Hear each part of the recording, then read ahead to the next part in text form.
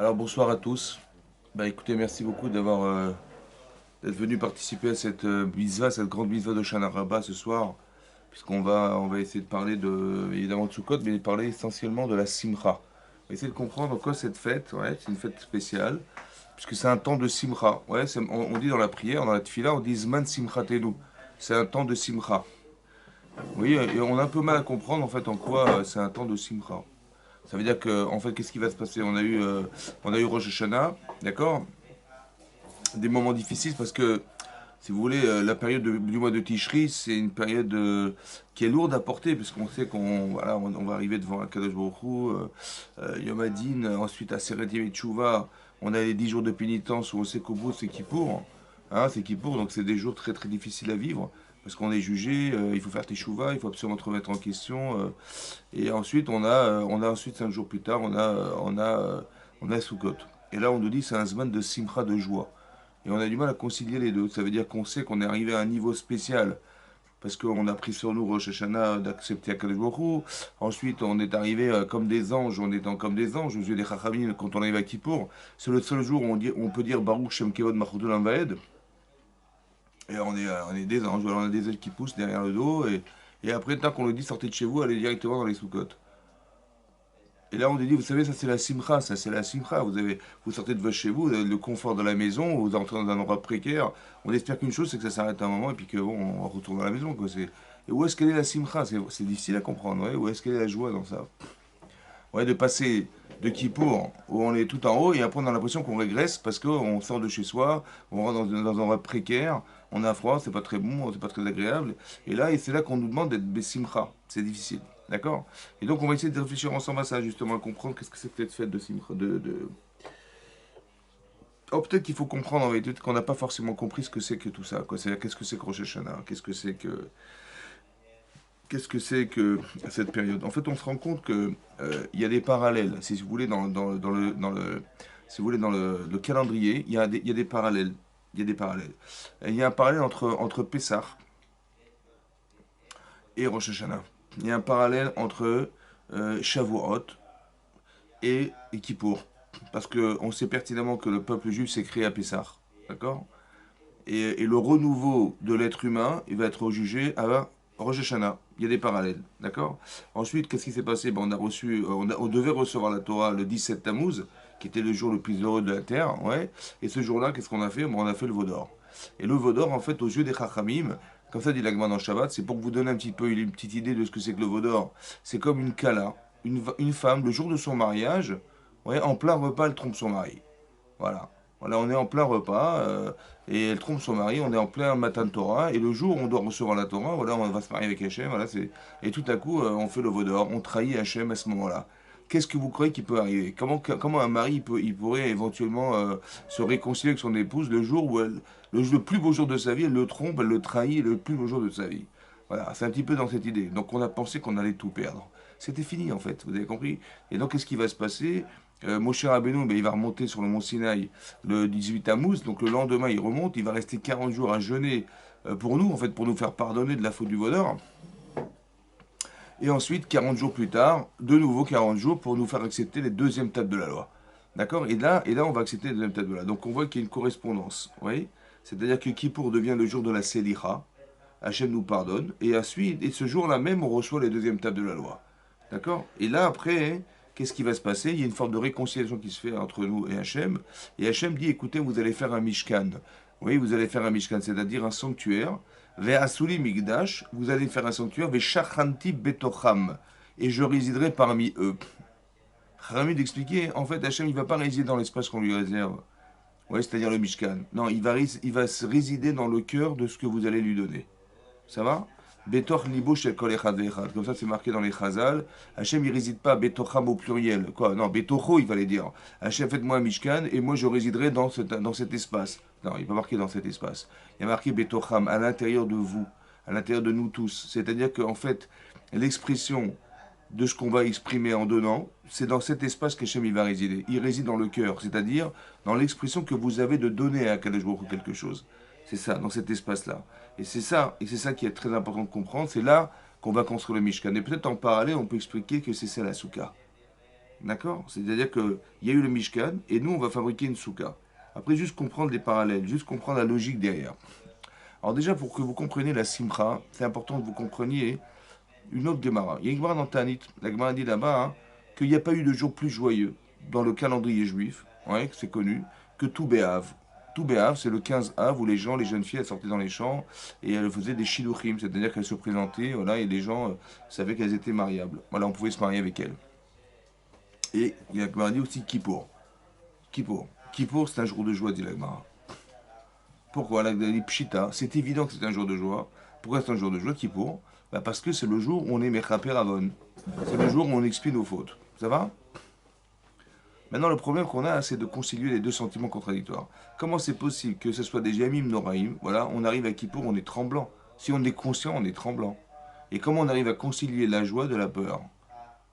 Oui? Il n'y a pas de jour plus joyeux, dit l'Agmara, que Kippour. Ah bon? Alors que nous, on est en train de pleurer et de se dire, mais comment on va s'en sortir? Et comment on arrive à concilier la joie et la peur? C'est ça la question. En fait, vous avez compris que, en fait, la joie, elle vient de la peur.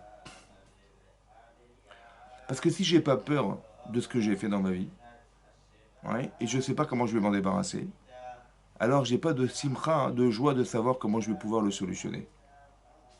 Ça va? Et je vais vous expliquer comment ça fonctionne.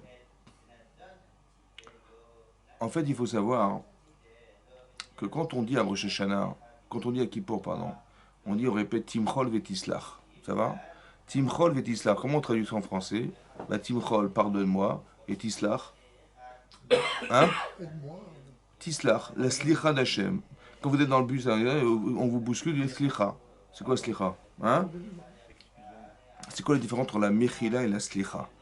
Vous voyez, Timchol Vetislach. Pardonne-moi et pardonne-moi.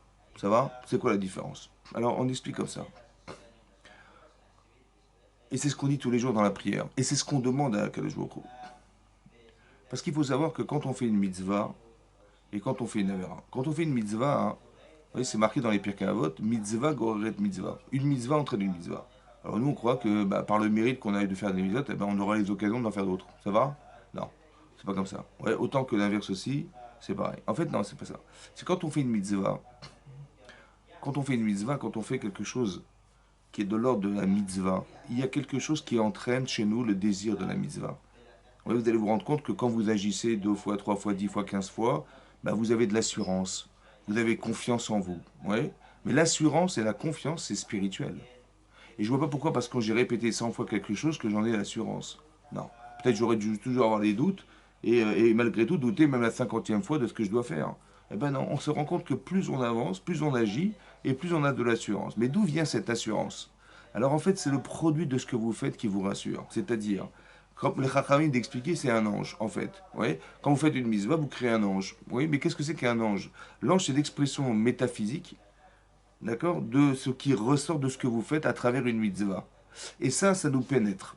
Alors, vous comprenez que la mitzvah n'entraîne une autre, ça veut dire quoi? Ça veut dire que le désir que j'ai eu de la faire, il est en moi, c'est rentré en moi. Et comme c'est rentré en moi, quand je l'ai fait une fois, j'ai dit, ah, ça m'a plu, je l'ai fait 2 fois, ça m'a plu, et plus je fais, plus ça me plaît. Et en vérité, qu'est-ce qui se passe? En fait, je suis dans le désir de retrouver ce qui me plaît, dans ce que j'ai fait. Oui. Et donc, c'est ça qui pousse la personne à agir. Oui. Et c'est ça qui pousse la personne à vouloir en refaire d'autres. Parce qu'à l'intérieur de ce que vous avez fait, il se passe quelque chose à l'intérieur de soi-même, qui est le désir de ce que vous avez réalisé. Et ce désir-là, en vérité, il entraîne encore un désir de recommencer. C'est ça une mitzvah quand entraîne une autre. Autant le contraire aussi est vrai, malheureusement, une avéra en entraîne une autre. C'est-à-dire que l'avéra, la faute n'est pas neutre. Elle est pénétrée d'un désir. D'accord? Sachem, il a mis le désir dans l'avéra. Et quand la personne agit, eh ben, ce désir, il a une influence sur soi, tellement forte l'influence, que la Gemara dans Kiddushin, elle dit que celui qui répète une avéra, une faute, méchané avéra achat, quelqu'un qui répète 1 fois, 2 fois, 3 fois l'avéra, na'asitlo ke'eter. Elle lui devient permise. Ça veut dire qu'au début, c'était grave, c'était très grave. Ça va, on va transgresser la Torah. Et la personne, elle transgresse 1 fois, bon, elle transgresse 2 fois. Et à un moment donné, elle dit, mais pourquoi c'est tellement grave? En fait, le problème, c'est que quoi? C'est qu'intellectuellement, il se passe quelque chose. Vous avez compris entre la façon dont j'avais de concevoir au début la faute et la façon dont j'ai de la concevoir après l'avoir répétée. Il y a une conception qui change. Tout à coup, ça devient permis. Pourquoi? Bah, c'est logique parce que le désir de la faute va faire que intellectuellement, pourquoi je vais m'en passer? Vous avez compris? J'ai désiré l'Avera. Au début, je la voulais pas, mais bon, je l'ai désirée. Et je l'ai encore plus désirée, et encore désirée. Maintenant, ce désir, il est en moi.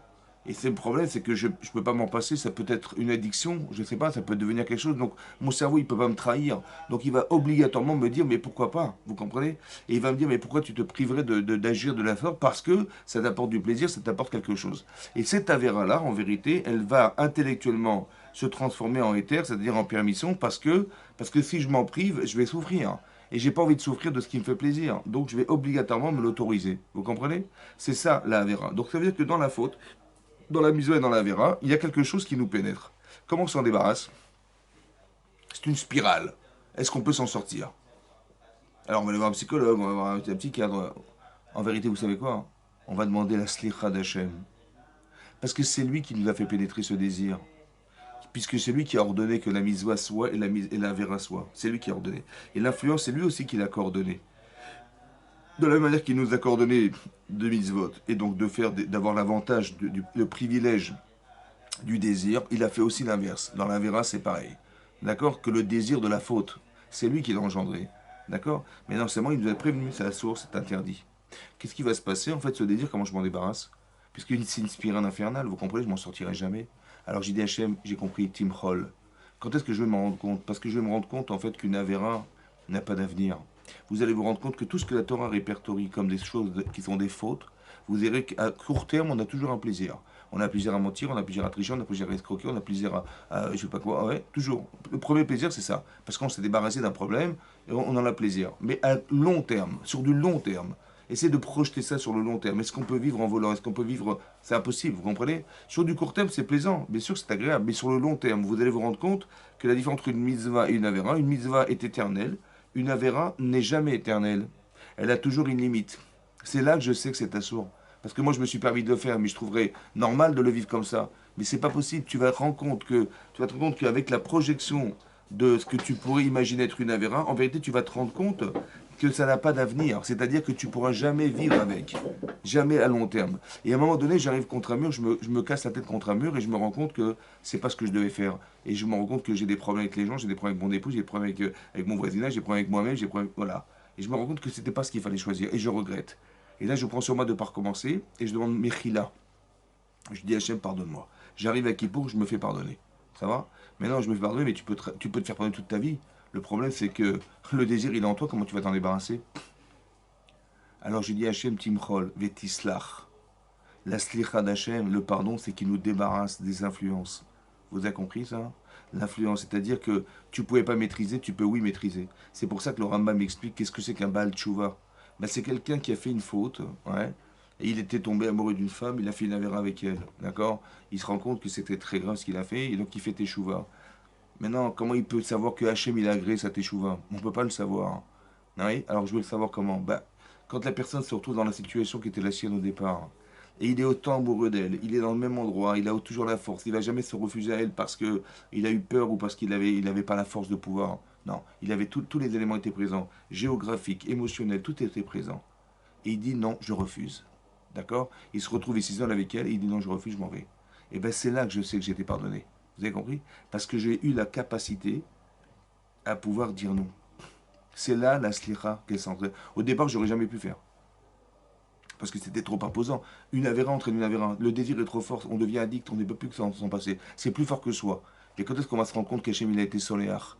Quand on est présenté dans une situation dans laquelle on a une maîtrise de ses sentiments. C'est là que je sais qu'Hachem il a effacé ma faute. C'est-à-dire, le désir qui a entraîné le fait de fauter a été effacé. Du moins en partialité, pour faire que je puisse choisir de ne pas faire. Vous avez compris? C'est ça. C'est ça la slicha d'Hachem. Je demande à Hachem de me débarrasser de l'influence qu'a la faute, le désir qu'a la faute sur soi. D'accord? Et c'est ça qu'on demande à Kadosh Baruch Hu. Maintenant, cette chance, elle est exceptionnelle. Vous comprenez? C'est ça. C'est ça qu'il faut comprendre. C'est pour ça que plus j'ai peur de ce que ça veut dire, plus je suis joyeux et heureux d'avoir qu'il y a une solution. C'est ça que la Gemara dit. Il n'y a pas eu de jour plus joyeux que Yom Kippourim. Pourquoi? Parce que comment tu vas te débarrasser de cette influence en toi? Comment tu vas faire? C'est impossible. Si Hachem il me dit, mais écoute, fais tchouva, c'est bon, je t'en débarrasse, super. Donc je demande à Hachem, Timchol, pardonne-moi d'avoir trahi ce que tu m'as donné à faire, et Tislach, et maintenant, il débarrasse-moi de cette influence qui m'empêche de vivre. Vous comprenez? Timchol ve Tislach. C'est ça. Donc ça veut dire que Rosh Hashanah, c'est cette capacité qu'on a d'accepter Hachem. Kippour, c'est celle de se faire pardonner, c'est-à-dire de retirer les influences. Combien ça dure de temps? Ça dure qu'un jour. D'accord? Ketz Mechila ou Slicha, ça dure qu'un seul jour. La fin de la Mechila, c'est un seul jour. C'est le jour de Kippour. Si on a raté l'occasion, on recommence l'année prochaine. Mais entre-temps, il ne se passera rien. Ni avant, ni après. C'est pour ça que c'est fondamental de faire Teshuvah et de se faire, d'arriver psychologiquement à pouvoir se faire pardonner. Il n'y a pas de cinéma. Vous comprenez? C'est très sincère. Ouais, c'est sincère. Donc on demande à Hachem de sincèrement nous pardonner. Ce qui est compliqué parce que c'est spirituel. C'est-à-dire que le rapport à la faute, il est spirituel. C'est ça qui est compliqué. Dans le rapport entre soi et son prochain, on n'a pas de problème. Ça va que si j'ai fait, je sais pas, j'ai eu un problème avec mon voisin, avec mes amis, machin, la Gemara dit clairement que qu'Hachem, il peut pas être mochel, il peut pas pardonner si j'ai un problème frontal avec quelqu'un. Ouais. Avec Hachem, on se fait pardonner, mais avec les autres, on ne peut pas se faire pardonner. Pourquoi? Pourquoi la capara, l'expiation de la faute, elle dépend du sentiment que l'autre il va avoir. Je l'ai volé, moi je vais lui rendre son objet, mais ça suffit pas. Il faut qu'il agrée le fait que je lui ai rendu. Ouais, c'est comme ça que c'est marqué dans le Rambam. C'est comme ça que c'est marqué dans la Gemara d'Ohuma que il faut absolument que la personne, elle veuille accepter que je lui rende ce que je lui ai volé, ou si je lui ai fait honte, ou si je l'ai maudit, ou je sais pas quoi. Je vais dire, écoute, excuse-moi, je dis, écoute, tu peux te garder tes excuses, mais il faut que je me fasse pardonner par la personne. Mais pourquoi c'est important de comprendre que la slicha, j'ai fait une avéra, j'ai volé, j'ai fait une avéra, j'ai maudit quelqu'un, j'ai fait une avéra, je l'ai frappé, je sais pas quoi. Ouais, il faut que la personne me pardonne. Mais pourquoi mon expiation de faute, elle dépend de lui? Je dis, écoute, je vais me débarrasser. Écoutez, je demande pardon à un chef, excuse-moi. Et lui, bon, bah, c'est pas grave, occasionnellement, j'irai le voir. Non, non, non. Tant qu'il n'est pas mochel, tu ne peux pas te faire pardonner par Hachem. C'est ça que dit. L'air en l'âme, jamais la caparale. Mais pourquoi le critère, il est dépendant de sa volonté à lui? Non, moi j'ai fauté. La Torah me dit ne frappe pas, j'ai frappé, ok. Donc je me demande pardon à Hachem, c'est sûr. Bah, évidemment qu'il faut aller voir la personne pour lui demander pardon, évidemment. Mais pourquoi ma caparale, l'expression de ma faute, elle dépend de sa volonté? Elle dépend de son désir d'être pardonné. Vous avez compris pourquoi c'est comme ça? Peut-être pour vous dire une chose, pour nous dire une chose, c'est que qu'est-ce qu'on fait en fait? On va jeûner à Kippour, on va faire. Mais qu'est-ce qui va se passer? On dit ouais, écoute, voilà, j'ai suivi l'ordre de la tfila, j'ai pas parlé, j'ai pas fait la shonara, je me suis même tenu debout pour être sûr. J'ai jeûné, j'ai fait la prière, j'ai fait les scléros, j'ai tout fait. D'accord? Mais sincèrement, est-ce que tu penses que tu as été entier avec toi-même? Autant que si c'était quelqu'un d'autre. Tu sais, je sais pas moi, quelqu'un il s'est disputé avec sa femme, ouais. Et elle est arrivée à bout, elle a fait ses valises, elle est partie, elle est sortie de la maison. D'accord? Elle sort de chez elle au courant et elle se dirige vers ses parents. Bon, alors il court vers elle, et il arrive devant ses beaux-parents, et il ouvre la porte et dit elle est où ma femme? Il dit mais qu'est-ce qui se passe? Mais elle est en pleurs, qu'est-ce qui s'est passé? Il dit bon, on s'est disputé, elle est où? Elle est où? Donc il est dans sa chambre. Il ouvre la porte, elle est en pleurs comme ça, la pauvre. Et lui il vient, il fait Hachamnou, Baganou, Gazanou, Dibarnou, Loshtim, et la Shonara. Bon, ça marche ou pas? Non. Mais est-ce que c'est pas ça qu'on fait? Ça veut dire que le problème, en vérité, est-ce qu'on est sincère? Ça veut dire que combien ça va être compliqué d'aller se faire pardonner? Vous avez compris? Mais c'est peut-être ça le critère, c'est le Javero. Parce qu'avec je ouais, tu fais ça, c'est bon, tu tapes un peu la poitrine, tu jeûnes, c'est bon, t'as tout gagné, t'es pardonné. T'es pardonné, pardonné, vous croyez franchement qu'on est pardonné? C'est le Ben Adam Javero qui est le critère en fait. Le baromètre, c'est lui. Comment tu vas t'arranger avec ta femme? Tu crois que ça va s'arranger comme ça? Ouais. Mais avec Hachem alors, vous avez compris? Ça veut dire que plus j'ai peur de ne pas être pardonné, plus je sais et je suis content qu'il y ait une solution qui existe. Parce que j'aurais jamais imaginé que j'aurais pu me faire pardonner comme exactement la faute du veau d'or. C'est exactement pareil. Vous avez compris? C'est exactement pareil. C'est-à-dire qu'on est dans une situation, on a du mal à comprendre comment on va se faire pardonner. C'est impossible. Mais le fait qu'Hachem il nous dise simplement faites tes chouvas et on va se retrouver, c'est fondamental. Je vais juste vous expliquer pourquoi c'est fondamental. Il y a une Gemara dans Ta'anit, la Gemara dit là-bas, hein. Oui, la Gemara dans Ta'anit, elle dit là-bas, comme ça. Il est marqué, c'est un passage dans Shirachim qu'on connaît tous, c'est marqué Beyom Khatunato, oui, ou Yom Simchat Libo. Beyom Khatunato, le jour de son mariage, ou Yom Simchat Libo, la joie de son cœur. Voilà, c'est comme ça, c'est marqué dans Shirachim. Maintenant, hein, qu'est-ce que ça veut dire? Alors bon, on pourrait penser qu'il s'agit du mariage. Voilà, quelqu'un, il est content de son mariage, et il va être heureux de s'être marié. Non. La Gemara, elle explique que non. Yom Khatunato, le jour du mariage, c'est le jour du don de la Torah. Bizarrement, ce que fait allusion Shlomo Ameler quand il écrit Shirachirim, le jour de son mariage, c'est le jour où on reçoit la Torah. Et Yom Simchat Libo, la joie de son cœur, c'est le jour où on a construit le Mishkan. Comme ça dit la Gemara. Alors quel lien logique y a-t-il entre la joie de son mariage et celle du matin de Torah? Ouais, vous direz on s'est marié avec Hachem, je ne sais pas ce qu'on peut imaginer. En fait, on peut comprendre autre chose en disant le plus beau jour de sa vie, bah, c'est le jour où on se marie. D'accord? C'est là que sa vraie vie démarre, en fait. Avant, hein, c'est un peu l'expérimentation de sa vie. On est célibataire, on fait un peu des choses pour soi-même, etc. Mais là, il s'agit de partager sa vie. Et là, il s'agit de fonder un foyer. Il s'agit de. Sa vraie vie va démarrer à ce moment-là. C'est vrai. Et donc, c'est vrai que c'est Yom Khatunato. Pareil, c'est le jour où on reçoit la Torah. Avant, tu peux hésiter. Dieu existe, n'existait pas, on ne sait pas. Bon, oui, non, on ne sait pas. Mais là, Hachem, il s'est révélé avec fracas. Il y a eu il y a des millions de personnes qui ont assisté au matin de Torah. D'accord? C'est pas quelqu'un qui dit voilà, je suis un nouveau prophète, je vais vous raconter ce que m'a dit le bon Dieu hier soir. Non, c'est pas ça. Il y avait des millions de personnes qui étaient sur mon Sinaï. Ça va? Mais non, ils ont tous vu, et même les peuples du monde ont entendu. Chez moi, même magasin, donc c'est pas quelque chose qui est venu comme ça. Il y a eu des tonnerres, il y a eu de la fumée, il y a eu des tremblements de terre. C'est quelque chose des foyers. On a entendu la HM, voilà. Donc il y a eu un témoin, il y a eu une révélation qui s'est faite. Yom Khatunato, ça veut dire que c'est le plus beau jour de la vie, autant que le plus beau jour, c'était le matin Torah. Avant, tu pouvais hésiter, tu peux plus hésiter. Ah, maintenant, Hachem, il a dévoilé au monde la vérité. La Torah, c'est la vérité de chacun d'entre nous. Ça va? Alors, on n'est pas tous des grands philosophes, il y a des gens qui ont pensé, mais la Torah, hein, c'est une pensée éternelle.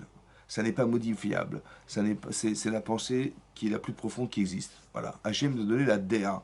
On dit Dordéa, la génération de la connaissance. C'est celle de ceux qui ont reçu la Torah. D'accord?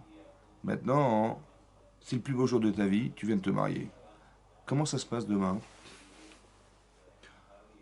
Qu'est-ce que c'est que d'être parent? Je veux dire, comment je vais m'arranger avec ma femme? Moi, j'ai jamais partagé de ma vie. Moi, j'ai toujours réfléchi seul. Maintenant, il faut partager avec elle. Il faut tout partager. Elle aussi, il faut qu'elle partage avec moi. Il faut qu'on échange. Il faut qu'on réfléchisse ensemble. Il faut qu'on décide ensemble. Mais on sait pas faire ça, nous. Et puis, je retrouve avec une femme qui n'a rien avec moi. Moi, je suis un homme. Quand je veux, je sais pas, je veux aller m'acheter une voiture, elle va s'acheter une bague. Quand je veux m'acheter on n'a rien à voir ensemble, vous comprenez? Ce sont deux personnes complètement antinomiques qui doivent exister ensemble. Mais comment ça va se passer demain? J'en sais rien, moi. Donc j'ai un point d'interrogation sur mon avenir. Autant que j'ai un point d'interrogation sur, je reçois la Torah, c'est ça, mais qu'est-ce qu'Hachem il attend de nous? Quel niveau d'exigence il a de soi? Quel sadique il faut être? On sait rien. C'est vrai pour l'interrogation, c'est pareil. Yom Khatunato, c'est le jour du matin de Torah. Ça veut dire qu'on a les mêmes interrogations que comme le jour de son mariage. Les mêmes interrogations. Je ne sais pas de quoi il sera fait demain. Mais est-ce qu'on va tous réussir son mariage? C'est-à-dire, on va faire aucune erreur. Ça n'existe pas.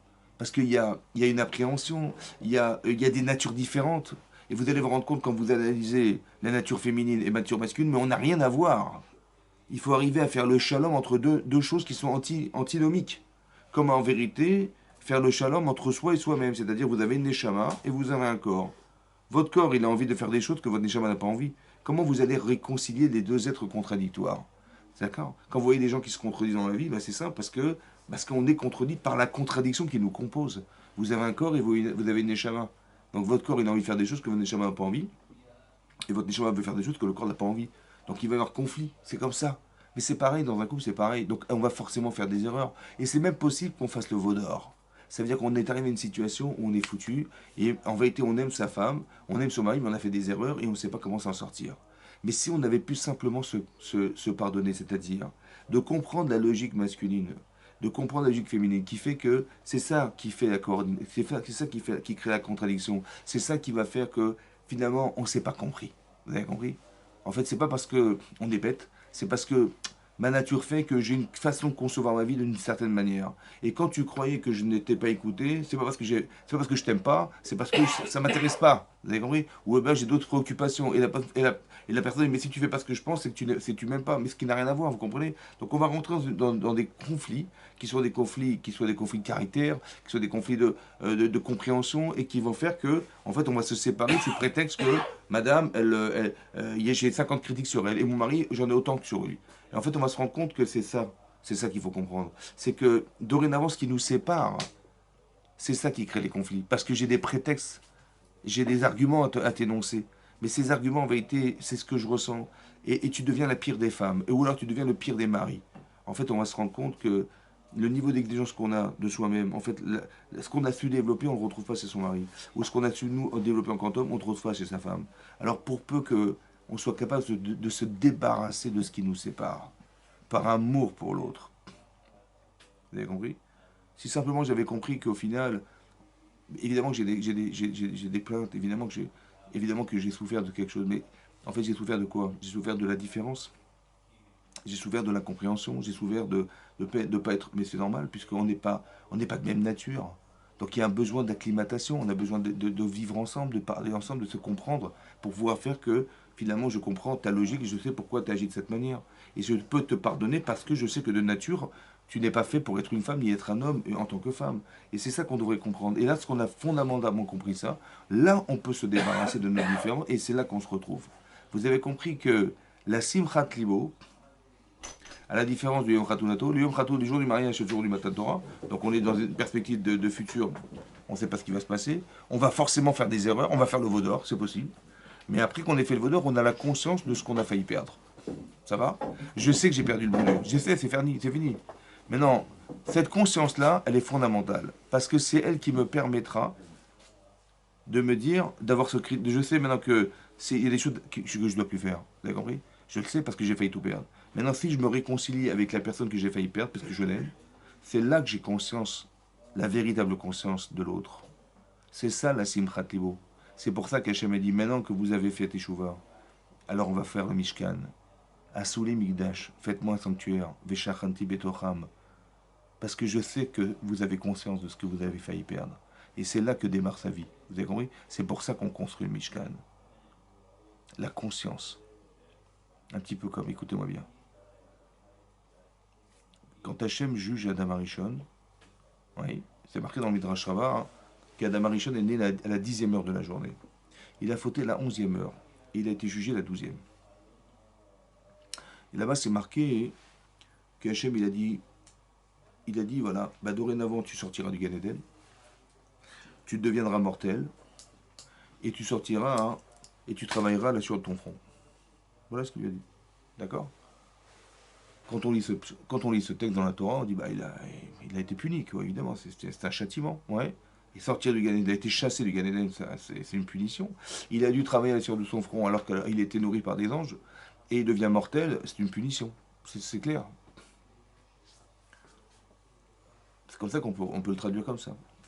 Seulement dans la Psikta, c'est un midrash que ramène, c'est marqué dans la Psikta, c'est un midrash, que Hachem a dit à Rosh Hashanah, Hachem a jugé à l'homme, et c'est de cette manière qu'il nous jugera tous. Mais de la même manière que Adam Rishon Yatzab Dimos, il est sorti libre, alors vous aussi, vous sortirez libre. Et on a du mal à comprendre en quoi il est sorti libéré. Il est sorti condamné. Quand vous voyez le texte, il est sorti condamné. En quoi c'est une liberté qu'il a atteint et pas une prison qu'il a atteint. Ça va? Il n'a pas été puni. Alors pour comprendre ça, hein, il faut comprendre autre chose. Quand Hachem il dit à Adam Arishon, qui était au Gan Eden, il lui dit écoute, c'est simple, tu peux manger de tous les fruits de la terre. Seulement il y a un arbre, c'est Etzadarat Tovara. Celui-là, il ne faut pas le manger. Il ne faut pas manger de ces fruits. Et si tu le manges, tu meurs. D'accord? Donc c'est Hachem qui lui dit de ne pas manger, et c'est Hachem qui lui dit que si tu manges, tu deviendras mortel. Ça va? Bon. Sa femme, elle vient lui dit écoute, c'est quand même tentant, quand même, genre, Sadarat, on sera qui Elohim, on va créer des mondes comme Hachem, la vie, la skill, on va devenir des gens brillants, intelligents, comme Hachem. On va connaître la différence entre le vrai du mal, entre le faux, entre le bien du mal, le bien et le mal, c'est-à-dire que la connotation émotionnelle du vrai et du faux, on va la ressentir en mettant bien et mal. Ça nous permettra d'avoir une notion encore plus élevée de la compréhension de la vie, quoi. Et donc il est tenté, et il accepte de manger. Vayochal, il a mangé. Maintenant je vous pose la question. Vous mettez Hachem d'un côté et sa femme de l'autre. Vous mettez l'éternité et vous mettez la mort. Comment c'est possible qu'il ait choisi son épouse et qu'il ait choisi la mort au détriment de l'éternité et d'écouter Akadosh Baruch Hu? C'est incompréhensible, comment c'est possible? Vous avez compris? En fait, qu'est-ce que ça veut dire? Ça veut dire qu'il faut faire la différence entre la connaissance qu'on a d'Hachem et la conscience qu'on a de lui. En fait, on a connaissance Mais est-ce qu'on a la conscience? Quand je dis conscience, ça veut dire que ce que ça nous parle, est-ce que ça nous fait vibrer, est-ce que ça nous fait émotionnellement que c'est touchant. Voilà. La conscience d'Hachem. Un petit peu comme, c'est marqué dans la Gemara, dans Brachot, il y a une Gemara qui dit là-bas que Rabbi Yochanan ben Zakkai, c'est un Tana, ouais, qui a vécu à la fin, après le Beit Sheni, enfin, après la destruction du deuxième temple. Il a dit, il était mourant, il a dit à ses élèves, Yehi Ratson, Shie Lachem Mora Shamaim, qui est Mora Basar Adam. Il a dit, Yehi Ratson, que soit la volonté d'Hachem, que vous ayez la crainte d'Hachem, comme la crainte des hommes. Ils ont dit quoi? C'est tout, quoi. Tu ramènes à l'idée qu'on doit craindre Akadosh Baruch Hu tel qu'il est, comme on doit craindre les hommes, comme on craint la police. Quoi, c'est ramener Hachem, la crainte d'Hachem à celle de la police. Il a dit, Aleva, il a dit non, parce que quand on fait une avéra, quelqu'un qui fait une faute, qu'est-ce qu'il dit? Il dit, Aleva, je le yarini Adam, j'espère qu'il n'y a personne qui va me voir. Je ne serai pas attrapé en flagrant délit d'avéra. Donc il va regarder à droite, où il n'y a personne, c'est bon, je vais faire ma avéra. D'accord? Mais non, ce qu'il a dit, Aleva, c'est-à-dire qu'il a voulu expliquer, qu'est-ce qu'il a voulu dire à Mohamed Aka? Il a voulu dire quelque chose comme ça. Tu mets Hachem et tu mets la personne qui va te surprendre. Tu sais qu'Hachem existe ou pas? Tu sais qu'il existe? Mais non, comment la personne qui est en face de toi, elle peut avoir plus de poids que ce que tu sais? Alors que ce que tu sais, c'est beaucoup plus grand que ce que tu vas voir. Oui? Comment ça fait que tu réagis à ce que tu vois, mais pas ce que tu sais? Alors que ce que tu sais, c'est plus grand que ce que tu vas voir. Comment c'est possible? Pourquoi on ne réagit pas à la connaissance? Donc tu peux apprendre toute la Torah, ça va de la connaissance, ça va? Et tu peux ne jamais réagir à ce que tu sais. Comment on arrive à réagir à ce qu'on sait? C'est quoi la croyance? C'est ça. Ça va compris? C'est-à-dire que Adam Arishon, il a fauté parce que il savait qu'Hachem existait, mais est-ce qu'il a conscience d'Hachem? Alors Hachem, il lui a fait un cadeau. C'est ça qui est marqué, il est sorti libre. Et c'est ça le dîn de Rosh Hashanah. C'est juste que vous compreniez que le dîn de Rosh Hashanah, hein, c'est pas qu'on va passer au tribunal. Nous, on croit qu'on va passer, on va se faire juger, on va se faire condamner. Non, en fait, ce qui va se passer, c'est comme ça. Est-ce que c'est que on va remettre en cause le niveau de conscience qu'on a? C'est ça, vivre. Le livre de la vie, etc., c'est le niveau de conscience qu'on va construire chez nous. Ça veut dire comme ça, écoutez-moi bien. Adam Arishon, là où il se trouve, manifestement, c'est trop dur. Ça veut dire qu'il est dans une classe de surdoués, il n'a jamais la moyenne. Voilà. Le Gan Eden, c'est quelque chose à atteindre, mais il est au Gan Eden. Donc il va forcément fauter. Vous comprenez ce que je veux dire? C'est trop dur. Maintenant, qu'est-ce que lui fait faire Hachem? Il dit, écoute, là où tu te trouves, c'est trop compliqué. Le niveau est trop exigeant. Alors, tu as fait un choix qui correspond à ton niveau. Alors, on va te mettre dans un espace qui correspond à ce que tu es, en espérant que là où tu vas te trouver, tu vas retourner au Gan Eden. Donc, on le fait chasser du Gan Eden dans son intérêt personnel. Ça va? Après, Hachem, il dit, écoute, tu vas travailler la sueur de ton front. Bah, travailler alors qu'il avait le privilège d'être nourri par des anges, on ne comprend pas qu'est-ce qu'il a gagné. Travailler à la sueur de son front, la difficulté de travailler. Qu'est-ce qui est difficile dans le travail? Bah, ce qui est difficile, c'est que tu vas devoir dépendre d'éléments que tu ne contrôles pas et que tu ne maîtrises pas. Je vous explique. Adam Arishon, il va travailler, il va labourer la terre. Ça va? Donc il va atteler sa charrue avec je sais pas, un cheval, une vache. Il va commencer à labourer la terre. Est-ce qu'elle est fertile la terre? J'en sais rien. Est-ce qu'elle est meuble? J'en sais rien. Est-ce qu'elle est dure? J'en sais rien. Est-ce qu'il n'y a pas des rochers sur la terre? J'en sais rien. J'en sais rien. Je suis pas ni capable de savoir, ni de voir. Alors comment je fais? Ben, je dépends d'Hachem. Et ben la charrue, elle a tapé contre un rocher, elle s'est cassée sous la terre. Qu'est-ce qu'il va faire Adam Arishon? Puisqu'il est dépendant de quelque chose qu'il n'a pas la capacité de voir. Et bien il va prier Hachem. Il dit, je t'en supplie Hachem, voilà, il faut que je fasse des sillons. Il faut absolument que je fasse des sillons. Il faut que tu m'aides à ce qu'il n'y ait pas de rocher sous la terre. Je vais sillonner la terre. Il faut que... Bon, finalement, il reconstitue sa charrue, il la attelle de nouveau, et il y va, il trempe comme ça, il ne sait pas si ça va casser, ça va pas casser, ça ne l'a pas cassé. Merci Hachem. Merci Hachem. Après, qu'est-ce qu'il fait? Il a commencé à semer. Il a semé, et il a fait 50 mètres, et il a vu des oiseaux qui mangeaient ses graines. Ça va? Il dit, attends, je t'en supplie Hachem, s'ils mangent mes graines, ça ne va jamais pousser. Je t'en supplie Hachem, qu'ils aillent manger ailleurs.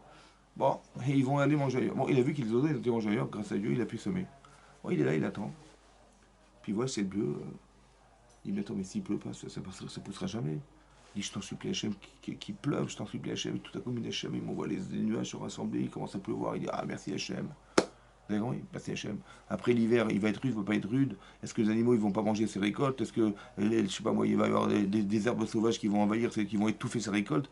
Il va prier tout le temps, il va prier. Et chaque fois qu'il a prié, ça s'est réalisé. À chaque fois que ça s'est réalisé, il est arrivé à Shavuot, il a récolté son blé. Il a récolté, après, il a défait le blé de son grain. Il a mis en grangie, il a séché ses graines.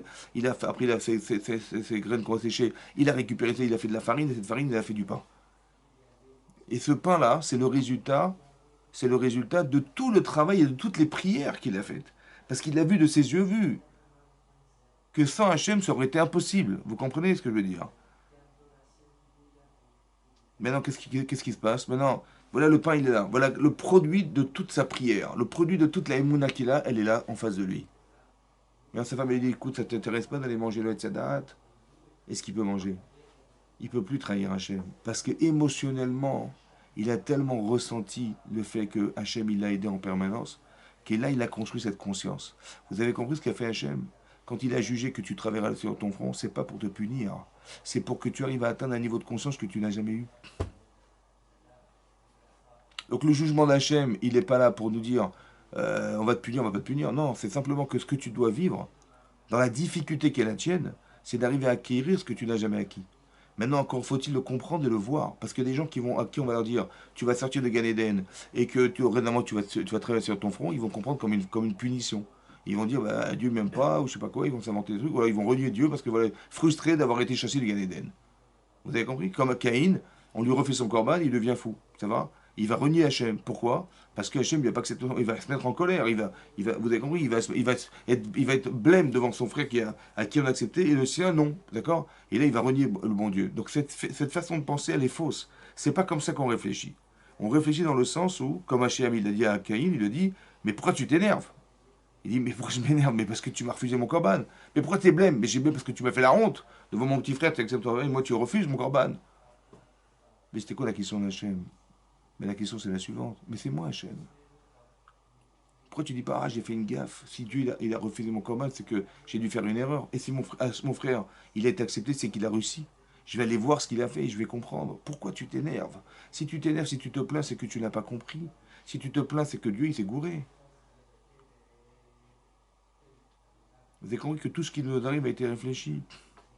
Tout ce qui nous arrive a été réfléchi. Ça veut dire que c'est dans l'intérêt de l'homme et pas pour le mettre en difficulté. C'est dans l'intérêt de l'homme.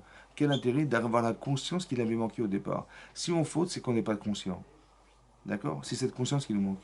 C'est que si tu mets en parallèle, tu mets Hachem et tu mets la Vera, tu choisis la Vera. Ce qui n'est pas possible. Pourquoi? Parce qu'en fait, on a la connaissance, on sait que Dieu existe. Mais on n'est pas capable de réagir à ce qu'on sait.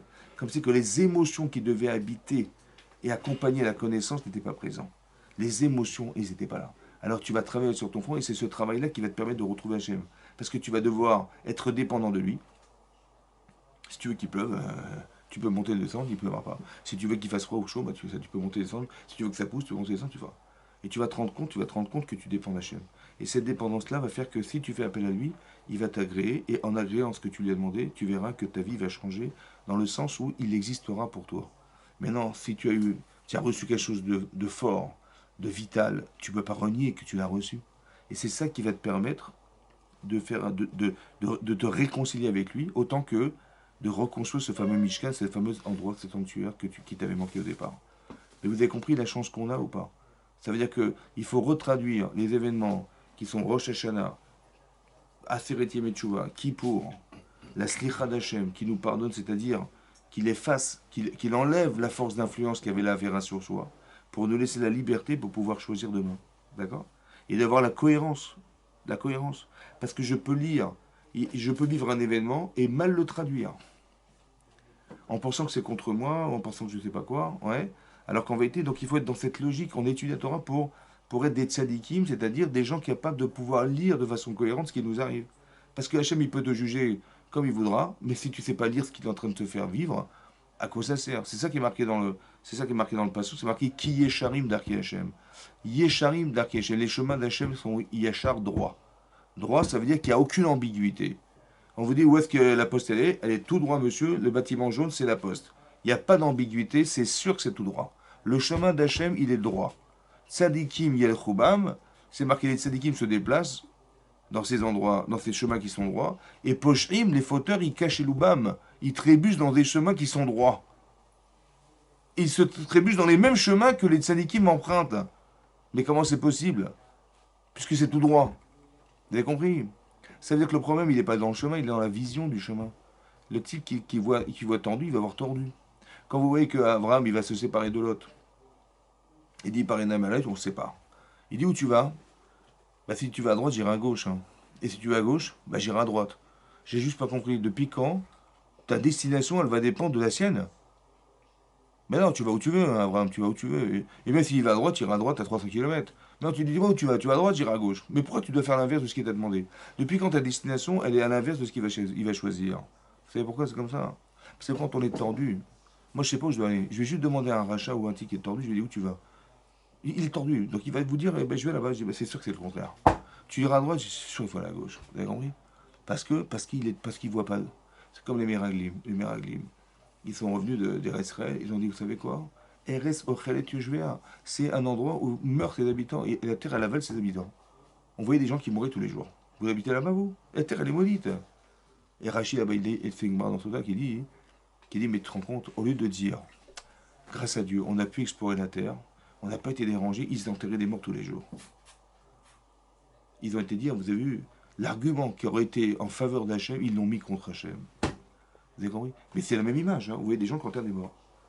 Toi, tu as une façon de voir, tu dis, mais grâce à Dieu, on n'a pas été dérangés, ils étaient occupés à enterrer des morts, on n'a pas été dérangés.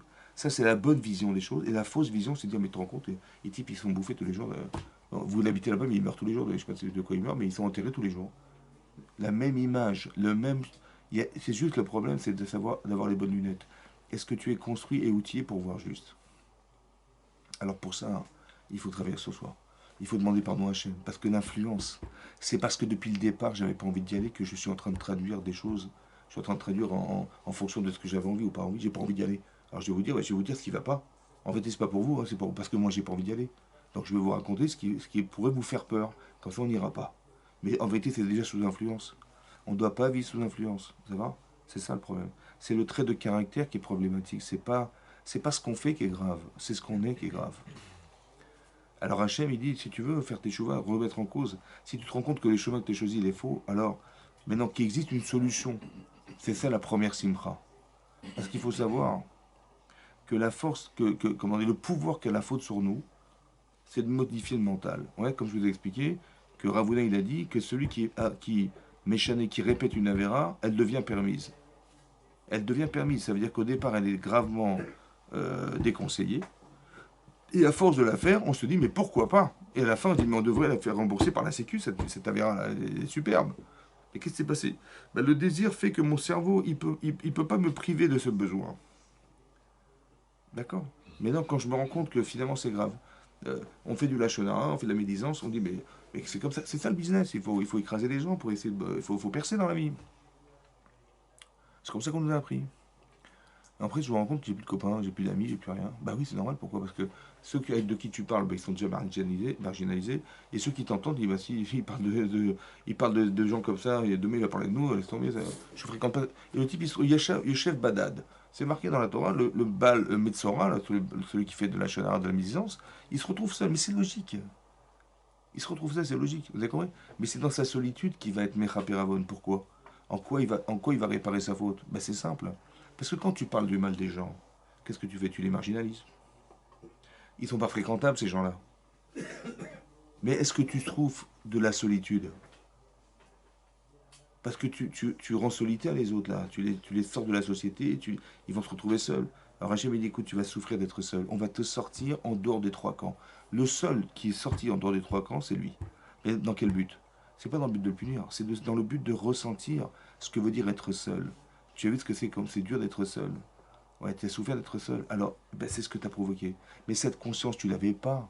Parce que si tu l'avais, tu l'aurais jamais provoqué. Vous avez compris en quoi c'est réparateur? C'est jamais punir. Ça n'existe pas les punitions dans la Torah. Il n'y a même pas la prison dans la Torah. Ça n'existe pas. Parce que d'être en prison, c'est une punition. On dit, bon, on ne sait pas quoi faire avec, on le met en prison. Au moins là-bas, il ne pourra pas nuire à la société. Ça n'existe pas dans la Torah, ça. Il n'y a pas de prison dans la Torah.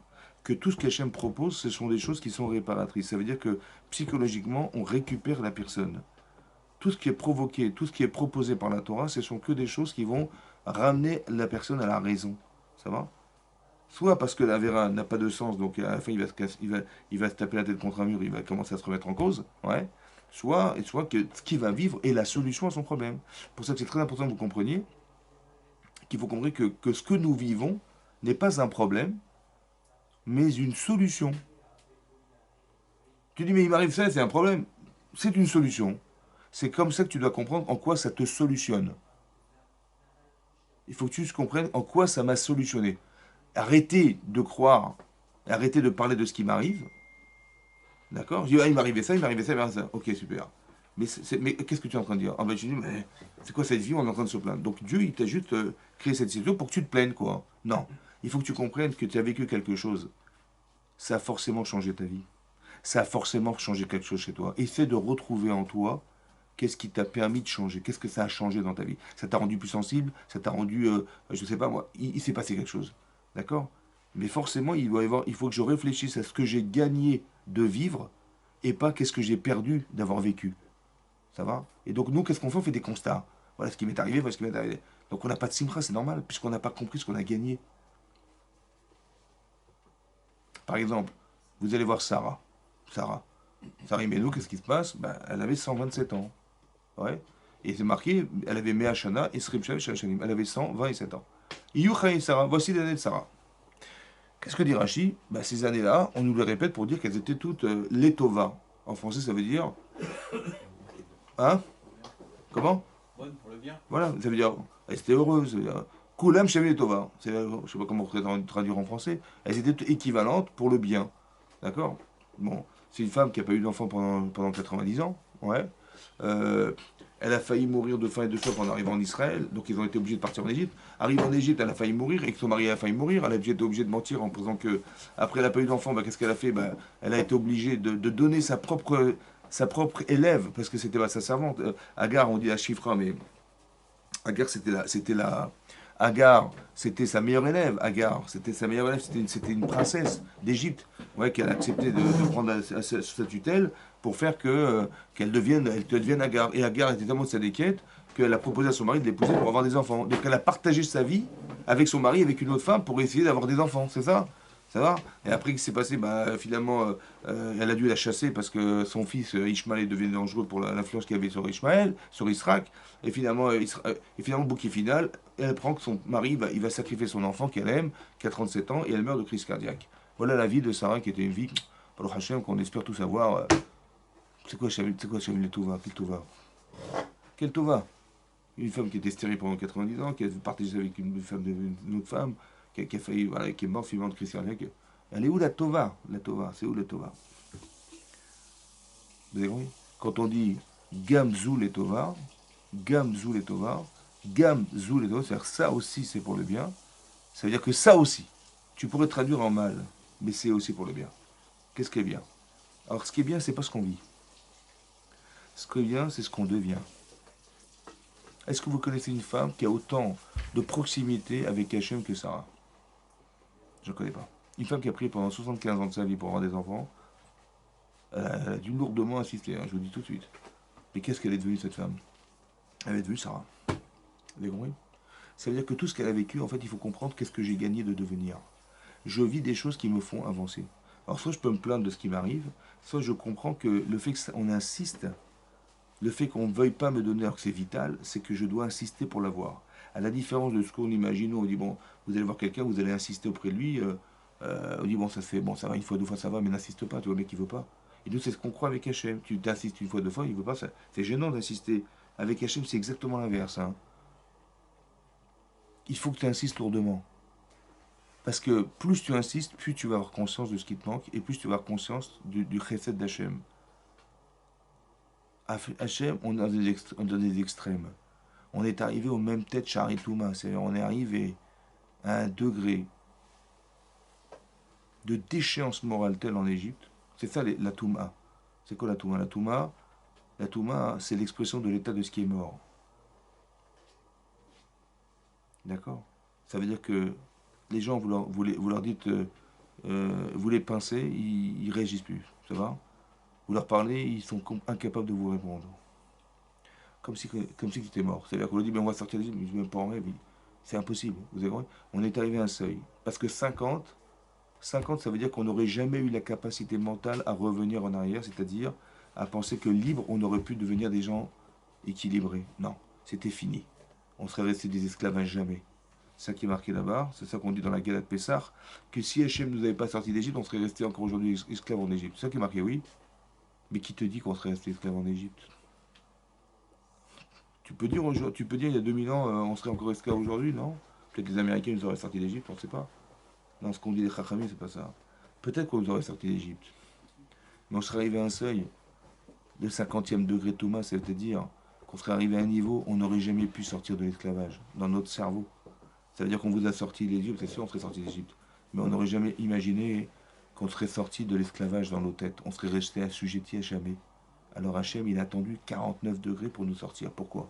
Parce que quand il nous sort de 49 degrés d'échéance. Et donc il remplit de conscience ce désir. Vous avez compris ce que je veux dire? D'avoir été libre. C'est ça qu'Hachem y procède. Ça va? Autant à l'inverse. Il va priver ses femmes de ne pas avoir d'enfants. Pourquoi? Bah parce que Hachem, il est mit-ave bitfilatem chez Tzadikim. Il a un plaisir énorme à écouter la prière des Tzadikim. Comme ça, c'est marqué dans la Gemara dans Yevamot. Mais comment Hachem, il peut prendre du plaisir à écouter la souffrance des gens?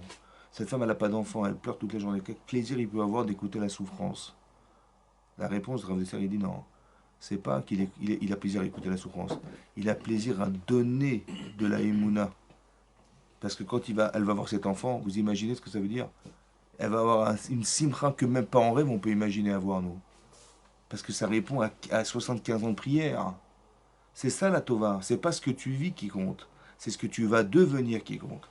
Donc arrêtez de réfléchir à ce qui nous arrive, mais comprendre ce qu'on est devenu parce qu'on est. C'est ça la Tova. Gamzou les Tova. Gamz, même ça c'est Tov. Ce que tu sais bien, c'est bien. Mais même ça, c'est bien. Ça veut dire qu'il n'y a jamais de mal. Il faut toujours comprendre que c'est. Quand vous dites, on dit dans la prière le vendredi soir, Baruch ata Hashem, Oev et amo Israël be'ahava.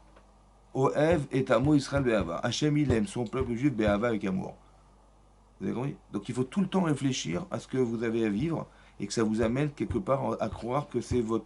Quand on dit Avinu Malkenu, on dit notre père, notre roi. Mais mon père, c'est pas Hachem, je vous rassure. Hein, je le connais, mon père. C'est pas lui. Hein. Comment je dis Avinu, mon père? C'est pas mon père Hachem. Non, il y a une notion de père. Ça va? Il y a une notion de père chez Hachem. Maintenant, cette notion de père, c'est comme ton père. Est-ce que ton père va te faire une crasse? Non. Est-ce que ton père, il t'aime? Bien sûr. Et tout ce que tu vis, si tu le vis mal, c'est que tu n'as pas compris ce qu'il a dit. Tu n'as pas compris ce qu'il a voulu dire. Ou tu n'as pas compris ce qu'il a voulu faire. Parce que c'est ton père. Il ne va jamais te faire de crasse. Mais si déjà ton père, il ne te fait pas de crasse, alors Hachem, à l'infini, t'en fera jamais. Vous avez compris? Donc il ne faut jamais comprendre ce qui nous arrive comme étant un mal en soi. C'est lié de Serrara qui veut nous faire croire que c'est mauvais. Vous avez compris ce que je veux dire? Il faut juste avoir la cohérence et la conscience que c'est faux. Ça va? Et quand tu l'as compris, ça, t'as une simra. Maintenant, qu'est-ce qui crée la contradiction? Pourquoi on n'arrive pas à le comprendre? Pourquoi on a du mal à le vivre?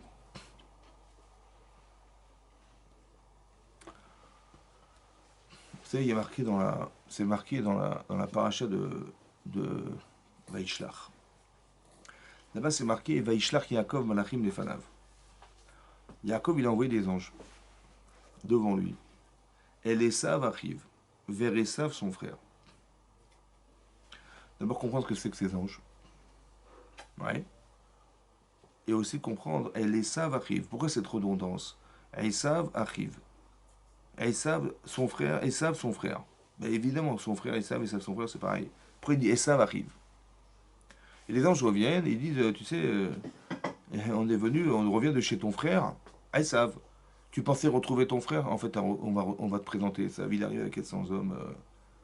Il faut juste savoir que historiquement, lorsque Yaakov il a récupéré la bracha de son père, il est parti ensuite à la yeshiva. Ce qui n'est pas marqué dans la Torah. C'est marqué dans le Midrash. Il est parti 14 ans à la yeshiva de Shem Ve'ever. Et après 14 ans de Shem Ve'ever, de la yeshiva, il est parti chez son futur beau-père, ouais, où son père lui avait dit, ta femme se trouve chez Lavan. Il va rester 20 ans chez Lavan. Et ensuite, pendant 2 ans, il va se retrouver, après être parti de chez Lavan, pendant 2 ans sur le chemin. Et donc, c'est là qu'il retourne, Vaishlach. Il retourne voir ses parents, il arrive en Eretz Kenaan. D'accord? Donc, il s'est passé 14 plus 22, 36 ans. Il s'est passé 36 ans entre le moment où il quitte son père et il retrouve son père. Il s'est passé 36 ans de sa vie. Maintenant, 36 ans, c'est long. Il ne sait pas. Est-ce que je retrouve Esav ou je retrouve mon frère? Est-ce que je retrouve Esav, le persécuteur qui s'est juré de me tuer, ou je vais retrouver finalement mon frère? Esav, Achim, je doute, je ne sais pas. Hachem, il lui envoie des anges qui lui disent non, non, c'est pas ton frère que tu vas retrouver, c'est Esav que tu vas retrouver. C'est quoi les anges? Oui, c'est quoi d'envoyer des anges? Peut-être on peut expliquer comme ça. C'est quoi envoyer des échanges? Est-ce que vous vous êtes rendu compte des fois que dans le business, je ne sais pas, dans votre vie courante, on arrive à un niveau d'expérience? Ça va? Il y a des gens qui sont expérimentés. Ça va? Et quand vous leur demandez conseil, il dit qu'est-ce que tu penses de ce business? Qu'est-ce que tu penses de cette affaire? Qu'est-ce que tu penses de ça? Il dit ouais, laisse tomber. Oui, oui, vas-y, fonce, fonce, c'est bon, c'est bien. Mais où tu sais? Oui. En fait, ce qui se passe, c'est comme ça. L'expérience, c'est le résultat de tout ce que vous avez vécu qui a créé quelque chose en vous de spirituel. Comme par exemple, je vous l'ai dit tout à l'heure, quand vous répétez une opération ou des choses dans votre vie, ça vous donne de l'assurance. Ça vous donne de la joie. Ça vous donne de la confiance en vous. Ça va? Mais ça, c'est spirituel, ça. En fait, comme si que quand je faisais quelque chose, il y a quelque chose qui se dégage de moi, qui est spirituel, et qui me pénètre, et qui me donne cette assurance à force de faire et de refaire. Ça, c'est la force de l'acte. D'accord? Qui vous donne. Mais ça, en vérité, c'est quoi? C'est spirituel. C'est ce qu'on appelle des anges. C'est-à-dire que vous avez, à force et à force d'expérimenter des choses dans sa vie, on a des expériences qui viennent et qui nous disent, et qui font partie de nous. En fait, c'est comme si que vous envoyez cette expérience en avant, et elle vous revient avec un message. Ça va? Vaishlach Yaakov Malachim les fanav, et ça revient. D'accord? Cette intuition féminine, c'est pareil. Ou des intuitions par expérience, c'est pareil. Ça va? Mais non, c'est ça, Vaishlach Malachim. C'est le produit de toutes les expériences que vous avez vécues qui crée cette capacité à juger ou analyser une vie, une expérience ou une situation qui fait que ça part et ça revient vers soi. Et on peut dire, ouais, je le sens pas. Oui, c'est comme ça. Maintenant, Yaakov, il pensait, il espérait retrouver son frère. Et bizarrement, il va retrouver Esav. Et qui vient pas tout seul. 400 hommes, on va lui faire sa fête, c'est sûr, il va vouloir le tuer, c'est évident. Là-bas, c'est marqué Vayar Vayetzerlo. Vayar Vayetzerlo. Il a eu peur, il était inquiet. Rachid dit qu'il a eu peur de mourir. Et inquiet de tuer. Il y avait 400 hommes et avec son frère. Il a eu peur de tuer? Mais non. Si quelqu'un veut nous tuer, est-ce qu'on a une mise de se défendre? Hein? Abalor Guerra. Ashkem Lorgo, quelqu'un il veut te tuer, tu as même une mise de te défendre. Pour deux raisons. Un, parce que tu sauves ta vie, et tu le sauves la sienne. Parce que la Gemara dans sa elle dit quelqu'un qui pourchasse quelqu'un pour le tuer, ouais, qu'est-ce qu'on fait? Eh ben on le tue. Si on peut pas faire autrement. Parce que Mouta vivre mieux qu'il meure Zakai, c'est-à-dire innocent sans avoir tué, que de toute façon il va mourir Chayav. Parce qu'il aura tué quelqu'un, on va devoir le condamner. Donc il vaut mieux qu'on l'empêche d'agir. Donc en fait on lui sauve sa vie spirituelle en le tuant. Vous avez compris? Maintenant, si on peut pas faire autrement, évidemment. Maintenant, ce que je veux dire par là, c'est que pourquoi il a eu peur de tuer?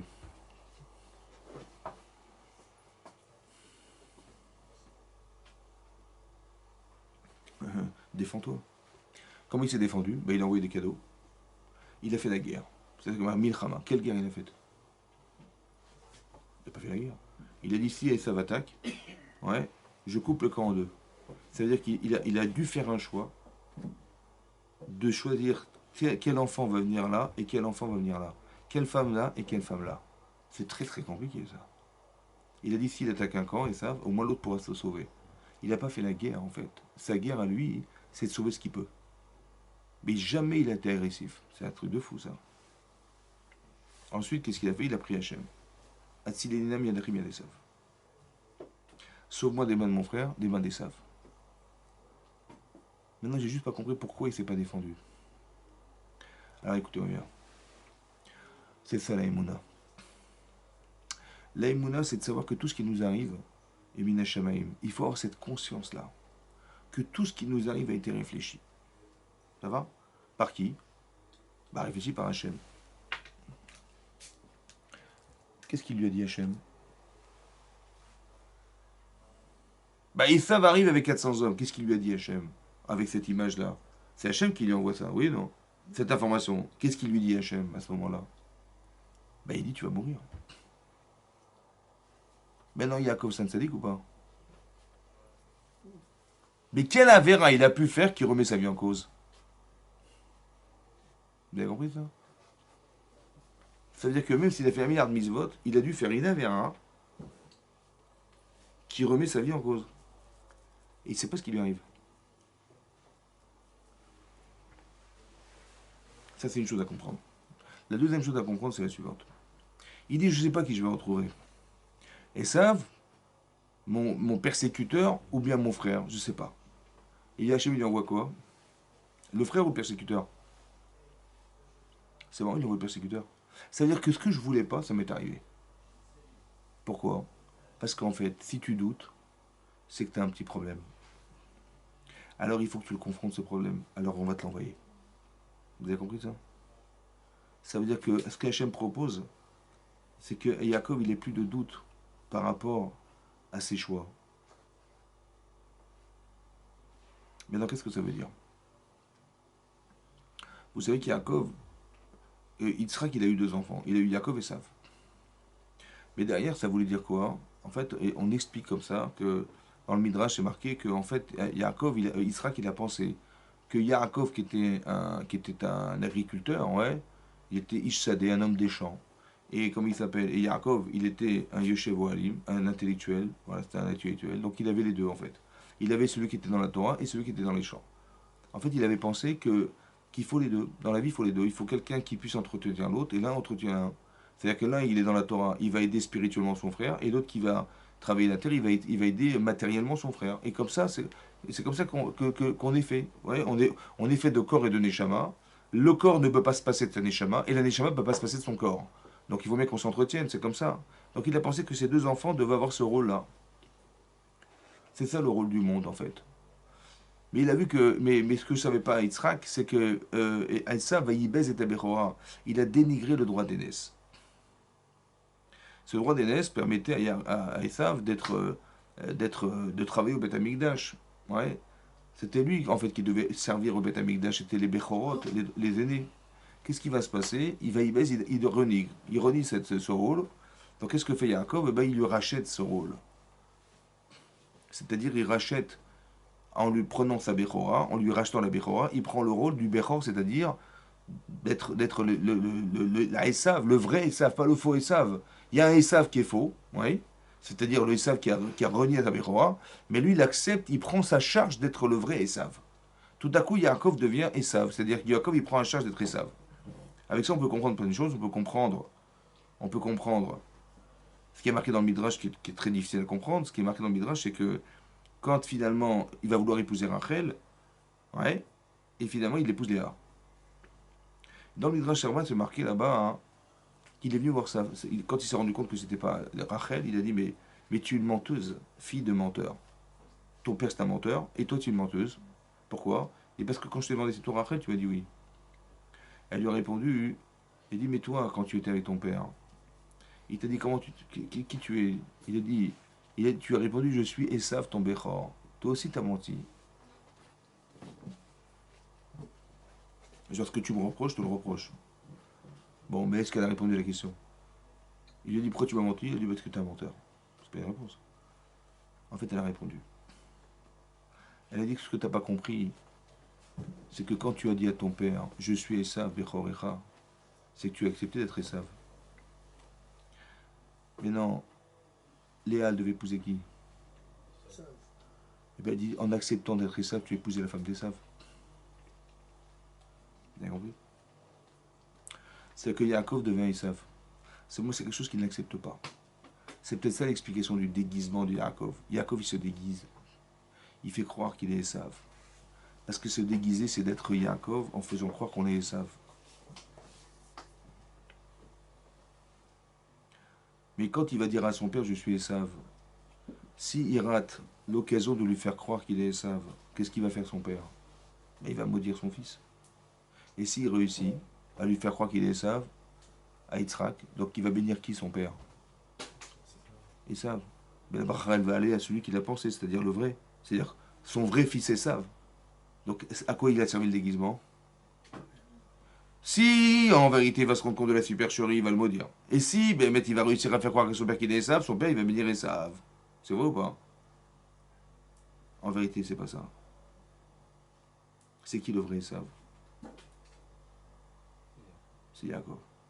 Et Hachem, il voulait que la bracha elle passe par Yitzhak pour Esav. Mais le vrai, celui qu'il a accepté d'être. Vous avez compris ça?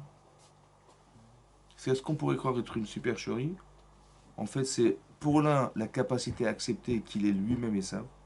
Et à son père de savoir que s'il a été trompé, c'est qu'il s'est trompé. Ce qui est dur, hein. Mais c'est les tovato. Mais il faut avoir des méthodes pour comprendre ça. Et donc, qu'est-ce qui va se passer? Yaakov Esav, il va devenir Esav. Seulement, il doute encore. Il n'accepte pas fondamentalement ça. Et c'est marqué là-bas hein, que qu'est-ce qu'il a fait Yaakov? Ben, il a traversé le fleuve dans la nuit même. Ouais, il traverse un fleuve, il appelle le fleuve du Yavok. Il fait passer ses femmes, ses enfants, tous les biens qu'il avait.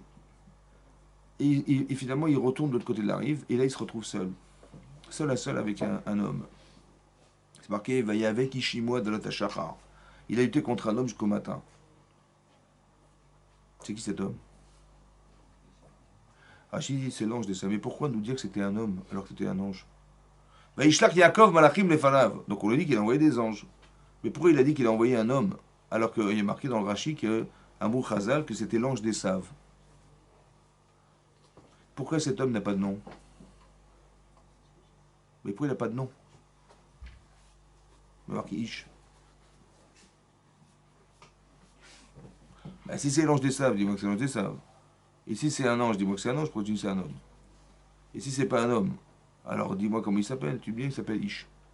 Ish, c'est un homme. Il n'y a pas de nom cet homme. Tu sais pourquoi il n'a pas de nom? Hein? Pourquoi il n'a pas de nom? Parce que Yaakov, il ne se retrouve pas dans cet homme.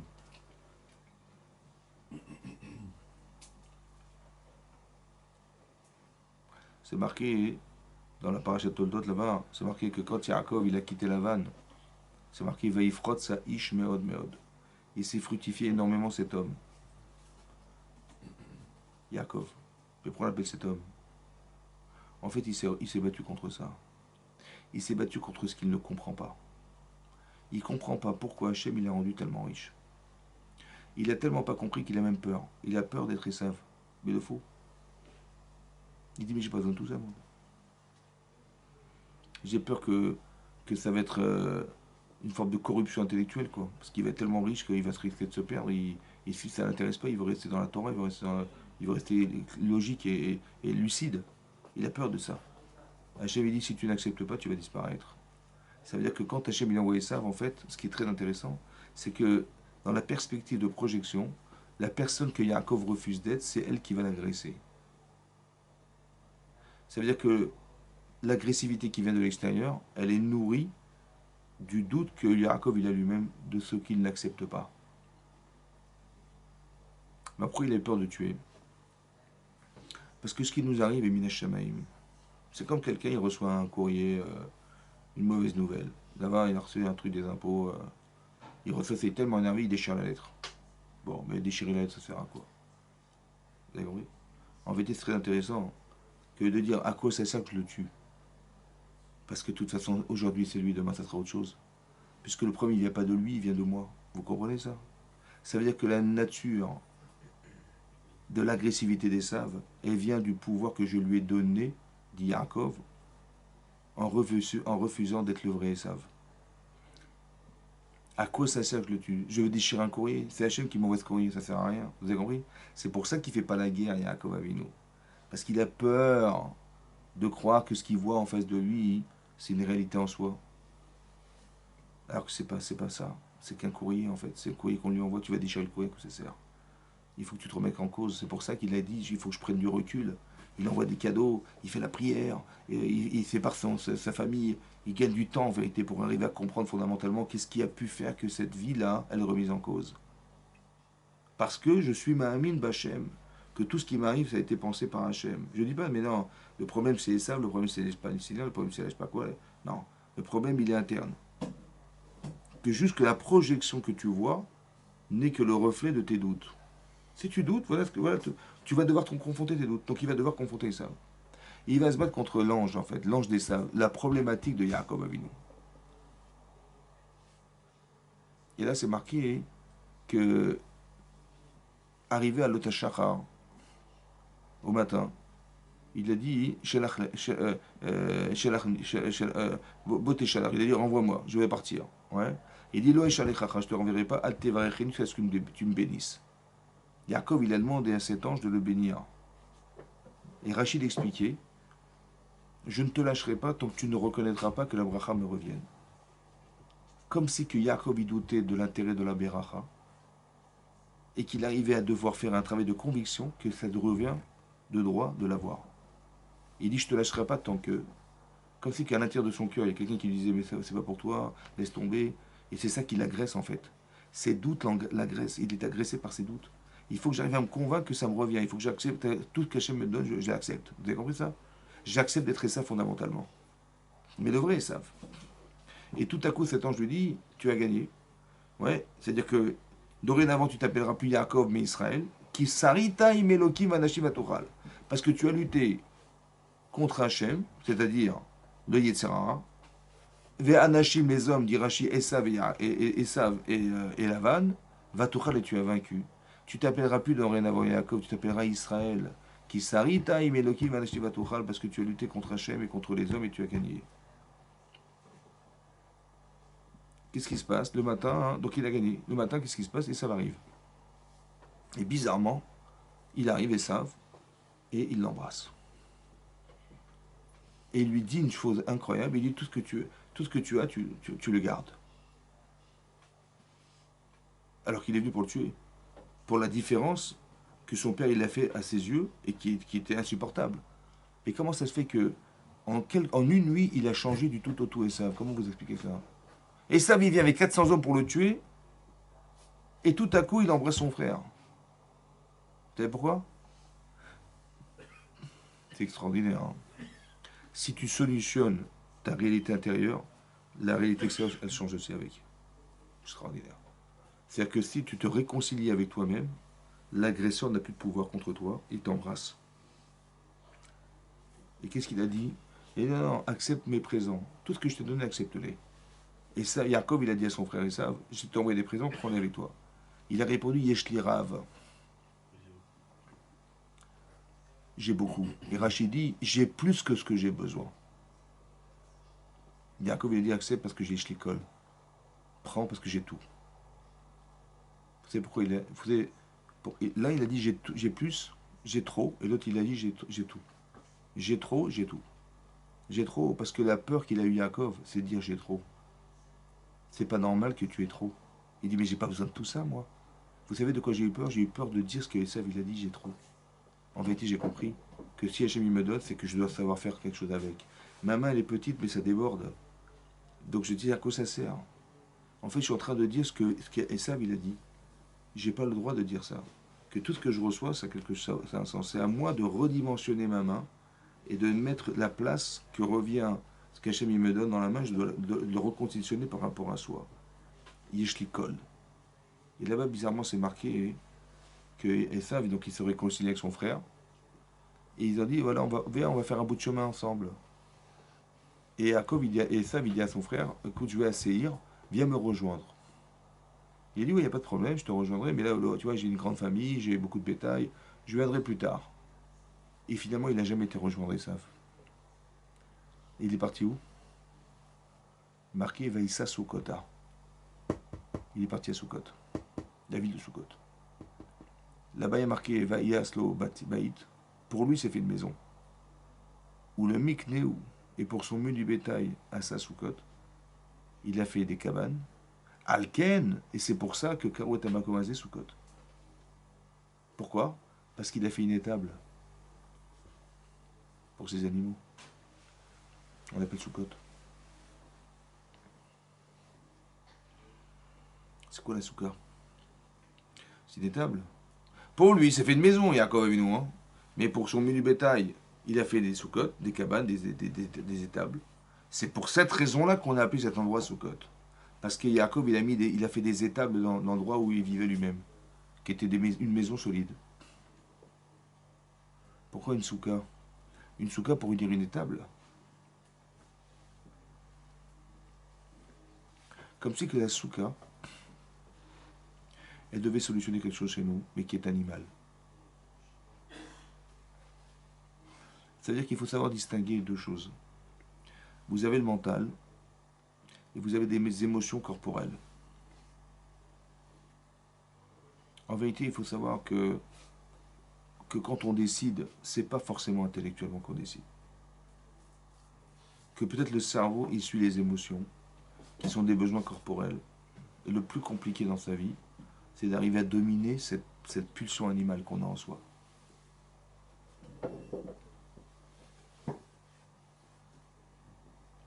Parce que là-bas, c'est marqué dans le Rambam que quand quelqu'un fait teshuva, oui, c'est bien qu'il parte en galoute, en exil. Il fait teshuva, ouais, il regrette, il prend celui de pas recommencer, etc. Et là-bas, le Rambam, il dit, ça vaut le coup que tu t'en ailles de là où tu habites. Va en exil. Pourquoi? Parce que l'exil, il est marqué la galoute mechaperet avon, l'exil, elle expie la faute. C'est comme ça que c'est marqué.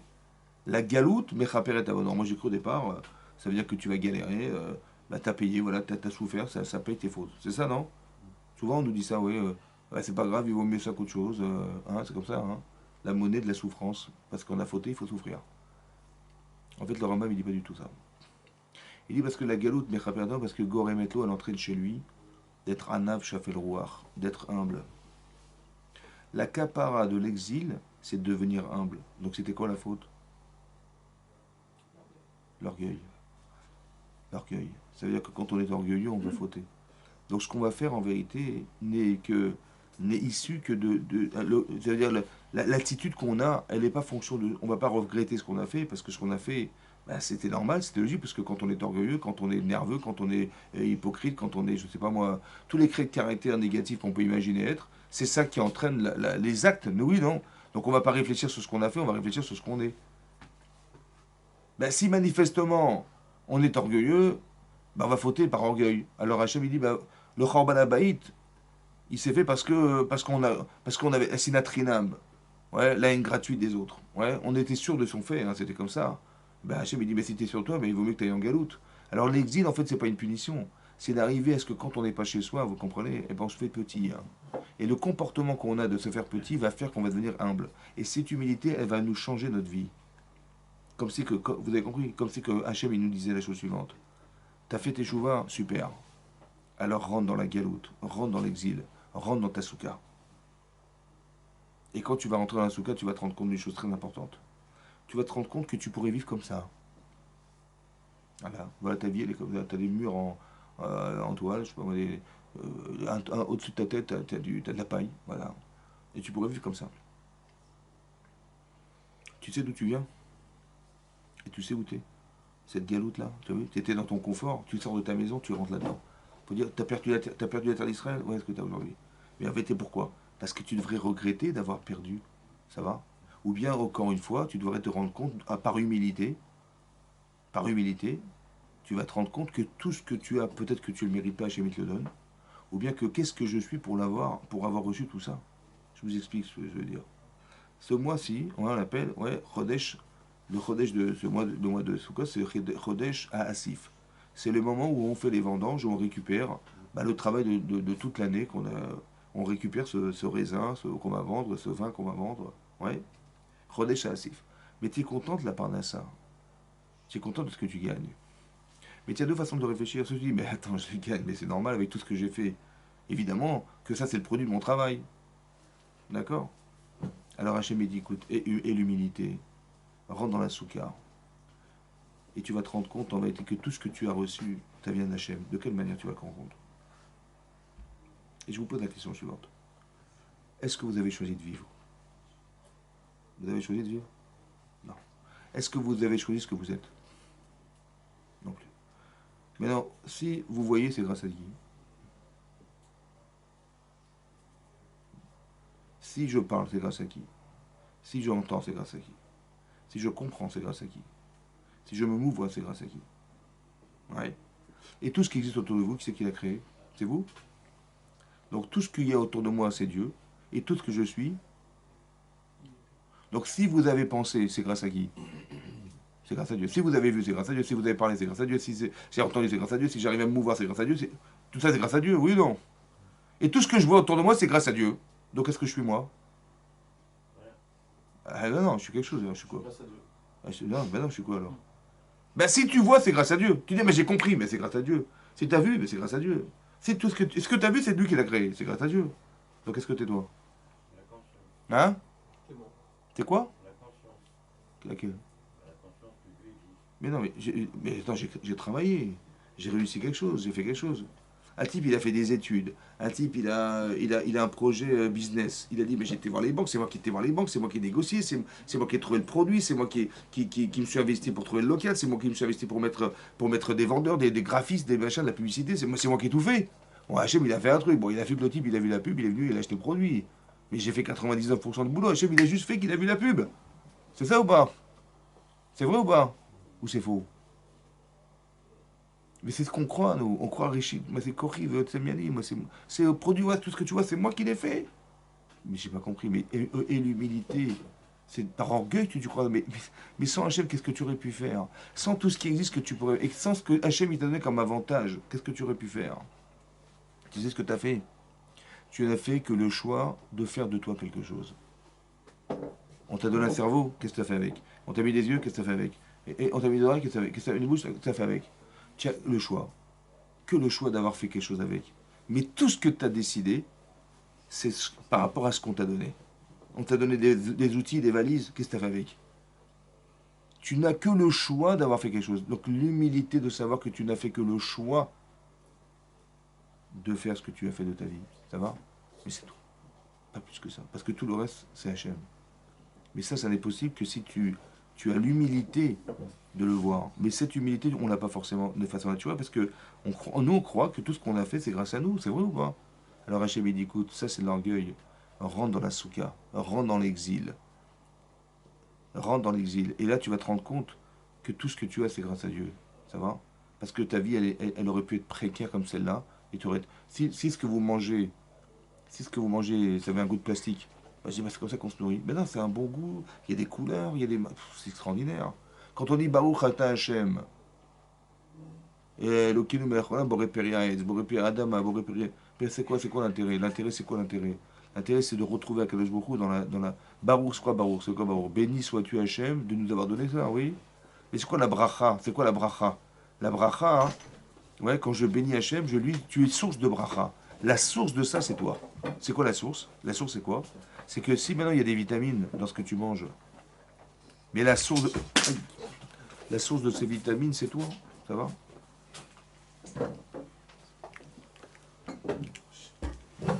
C'est toi la source. La source des vitamines, c'est toi. D'accord? La source des protéines, c'est qui? Ben, c'est toi. C'est ça que je reconnais dans Hachem. C'est ça que je dis Baruch, Baruch Ata Hachem.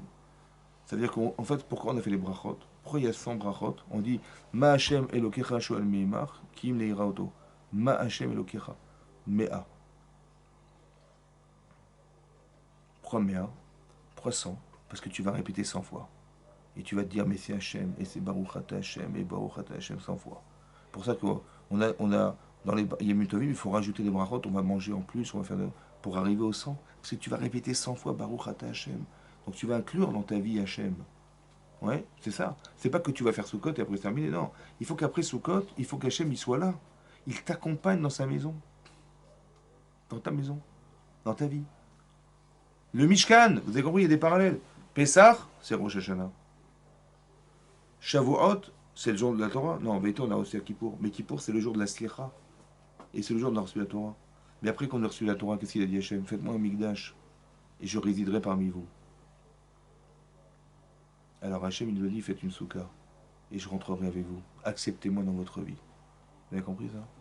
Ça veut dire qu'Hachem, il voudrait. Faites une souka. Et l'humilité de comprendre que tout ce qui t'arrive, c'est grâce à Dieu. C'est grâce à Dieu. Et maintenant que tu as introduit ça, tu es devenu la personne qui a fait tchouva. Pas parce que tu es conscient que maintenant, dorénavant, tu n'as plus rien à te reprocher. Bah, au Hachem, tu as fait tchouva, tu es un type superbe et tout. Non, en vérité, le problème de la tchouva, hein, c'est pas d'avoir bonne conscience, c'est de retrouver ce qu'on a perdu. Ce lien, je l'avais perdu avec Hachem. Mais j'ai très peur de l'avoir perdu. Comme j'aurais pu me disputer avec mon épouse et j'ai failli la perdre, j'ai peur de ça. Le problème, c'est pas. Disons que la solution, c'est pas de dire, ben voilà, maintenant, je me suis réconcilié avec elle, voilà, je lui ai dit, dorénavant, on va plus se disputer, on va plus. Non, non, c'est pas ça que je veux. Je veux retrouver celle que j'ai perdue. Je veux retrouver celui que j'ai perdu. parce que la Vera nous a séparés, et je veux retrouver Hachem. D'accord? C'est ça que je veux retrouver. Alors Hachem, si tu veux me retrouver, alors viens, on va faire le Mishkan. On va retrouver le Mishkan. Tu vas visualiser quelque part. C'est pareil. On va rentrer dans la Souka. Le Mishkan, c'est moi qui l'ai construit pour lui. Et la Souka aussi, c'est pareil. Je veux qu'Hachem, il réside dans ma vie. Je veux qu'Hachem, il soit présent dans toutes les expériences de ma vie. Ça va? C'est pas qu'on fait Soukot et après c'est fini, on a oublié. Non. C'est ça que j'ai accepté à Soukot, vous avez compris? C'est que j'ai l'humilité de savoir que tout ce qui m'arrive, c'est lui. C'est ça que j'ai dit à Souka. On va s'asseoir dans la Souka et réfléchir. Et que dorénavant savoir que tu dois vivre avec lui, que tous tes déplacements, c'est comme dans ta Souka, comme dans ta maison, c'est pareil. Mais Hachem, il doit résider, il doit avoir conscience qu'il existe en permanence. C'est ça qu'il faut réaliser à Soukot. Et c'est ça la Simcha, Zman Simchatenu. Que tu sais dorénavant que tu peux être accompagné par Akadosh Baruch Hu en permanence. Que quand tu fais une mitzvah, tu accompagnes un projet divin parce que Hachem, il a besoin de toi. Il a besoin, Hachem, de tes mitzvot. Quand Hachem, il dit à Abraham, Karna et bincha et yitritra sharafta, Karna, c'est quoi Karna? Hein? S'il te plaît, je t'en prie, fais-le. C'est quoi, je t'en prie? Va sacrifier ton fils, je t'en prie, ça veut dire quoi, je t'en prie? Rachid dit là-bas, je t'en prie, fais-le. Pourquoi? Parce que c'est ce que je vais argumenter plus tard. Quand je vais dire, quand les non-juifs me diront, mais pourquoi tu es chez le peuple juif? Il dit, je t'en prie, fais-le pour que je puisse me justifier. Vous avez compris ça? C'est-à-dire que dorénavant, quand vous faites une mitzvah, vous permettez à Hachem de justifier pourquoi il vous a choisi. Et dans la difficulté qu'on a d'appréhender la mitzvah, c'est la proportion de la simcha qu'il aura Hachem de savoir qu'il nous a choisi. Et vous, que vous avez été partenaire. Vous avez compris? C'est ça la simcha. La vraie zman simchatenu. Que tu sais que Sukkot, maintenant, ça t'a permis de limiter, de savoir, qu'Hachem, il t'accompagne. Comme il accompagne un Abrishon, c'est un accompagnement. Que tout ce qui nous arrive nous sert, pas nous dessert. C'est ça la simcha, c'est ça qu'on atteint. Moi je croyais que c'était moi, je croyais que c'est tout, que Hachem il s'occupe pas forcément. On œuvre pour arriver à quelque chose dans sa vie, donc on est le produit de ce qu'on a réussi à faire, n'est-ce pas? Ouais, c'est ça. En fait, on se rend compte on est infiniment rien. Je veux dire, vous avez compris? Parce que quand on dit Atachon la nada, c'est toi qui donnes la chorma, c'est toi qui donne tout. Mais tout passe par Hachem, je vous rassure, c'est comme ça. Il faut s'habituer à penser comme ça. Mais quand est-ce que tu vas te rendre compte? Bah, tu vas te rendre compte quand tu es dans ta souka, qu'il n'y a rien. C'est comme tu vas te rendre compte à Pessah, quand tu vas dire, mais vous savez, au début, on était des avadim, des esclaves. Ouais, on était de père en fils esclaves. C'est-à-dire que les gens sont nés, ils sont morts esclaves. Voilà ce qu'on dit, Matriné Bignaï. Pour nous dire finalement, fais le halal, mais on est sorti d'Égypte, grâce à Dieu, on est sorti d'Égypte. Mais pourquoi pour fêter la liberté, tu as besoin de t'angoisser à penser que tu es un esclave? Pourquoi faire? Pourquoi faire? On fête le 14 juillet, on n'a pas nous rappelé, il y avait la Bastille, la prison, il y avait la royauté en France, c'était une royauté la France, il y avait Louis XVI avec Marie-Antoinette, et il y avait de l'exploitation des hommes, etc. Il y en avait marre, et ceux qui se plaignaient d'aller en prison, à la Bastille.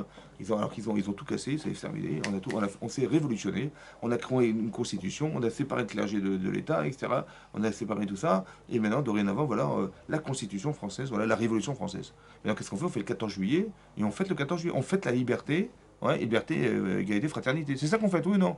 On nous rappelle tous les ans qu'il y a eu la Bastille, il y avait une royauté en France. Non, on ne nous rappelle pas, on nous fait le feu d'artifice. Et nous, non, nous c'est pas comme ça. Non, on ne fait pas les feux d'artifice, nous. On nous rappelle qu'on était des angoissés de la vie et qu'on était des esclaves, on est dit, là, ça sert. Vous avez compris? En vérité, ça sert à ça. Est-ce que tu te rends compte de la chance que tu as? Alors, si tu as été un jour privé de liberté, tu vas te rendre compte de la chance que tu as de l'avoir. Alors, il faut que tu dises qu'on était esclaves. Parce qu'on ne recherche que de la conscience. Vous avez compris ça? Sinon, tu ne vas pas te rendre compte de la chance que tu as. Donc, c'est dans la privation d'avoir que tu te rends compte de ce que tu viens d'avoir. Vous avez compris ça? C'est ça. C'est pareil. C'est quand tu vas te rendre compte de tout que tu aurais pu vivre dans une souka toute ta vie. Hein. Et ça aurait, ouais, Daïno, ça aurait été suffisant. Mais non, Hachem, tu as le confort que tu as. Quand tu retournes dans ta maison, tu te rends compte de la chance que tu as. Mais grâce à Dieu, c'est ça. La parnassa, c'est grâce à Dieu. Les enfants, c'est grâce à Dieu. La femme, c'est grâce à Dieu. Tout ça, c'est grâce à Dieu. Tu peux pas renier, non? Donc, dis merci. C'est ça. Dis merci. C'est ça. C'est ça qu'on voudrait attendre. Sache qu'Hachem, il t'aime. Il veut t'accompagner dans toutes tes œuvres. Et quand il t'arrive quelque chose, sache que ça a été réfléchi des milliards de fois avant que tu imagines ce que tu es en train de vivre. Donc ça a été réfléchi. Donc ne te plains pas de ce qui t'arrive. Essaie de comprendre ce qui t'arrive. Essaie de comprendre ce que tu deviens. C'est ça la simcha. Vous savez combien il y a d'habitants sur la Terre? 7 milliards. Combien? 7 milliards et demi. Voilà. Pas loin de 8 milliards. Il y a combien de juifs? 114. Combien? Ouais, 14 millions. 14 millions. Quand tu divises 14 millions par 7 milliards, quand tu divises 14 millions par 8 milliards, ça fait combien? Hein? 0,2%. Combien?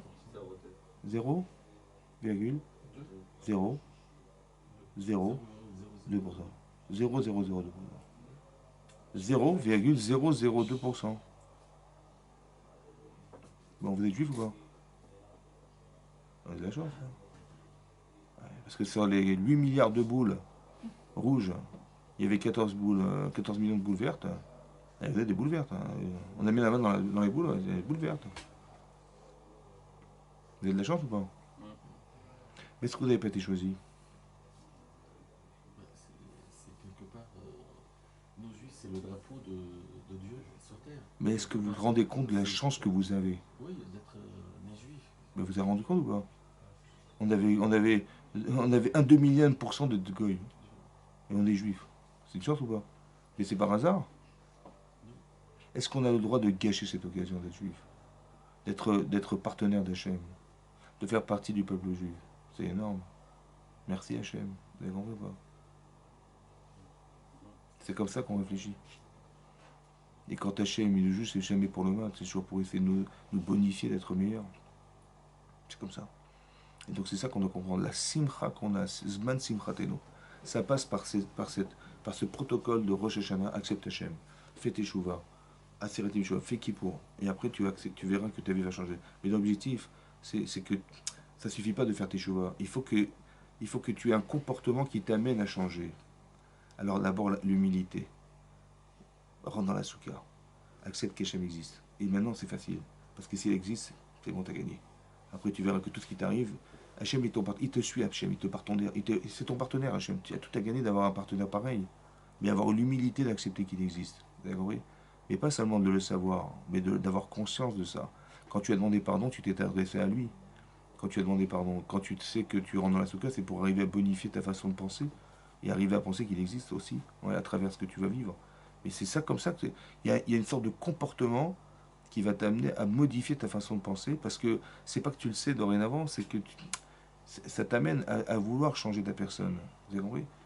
C'est ça qui est important. C'est les midotes, c'est les traits de caractère qu'il faut absolument changer parce que c'est eux qui sont le produit de tous nos choix et la façon dont on a de voir. Si je suis orgueilleux, je vais voir d'une certaine façon. Si je suis audacieux, machin, c'est cette façon-là qu'il faut savoir utiliser ce que nous sommes au service d'Hachem. D'accord? Pour deux raisons. Parce que nous, c'est notre avodat Hachem. Et deux, parce qu'Hachem, il va utiliser ce que nous sommes pour ça, pour son service à lui, pour son but à lui. Parce qu'il y a un but personnel. On sait qu'on est dans un but personnel, on est venu sur Terre. Mais Hachem, il va exploiter ce but dans son intérêt à lui. Par exemple, il va demander à Abraham Avinu de faire un acte de chesed, de recevoir des anges. Ouais.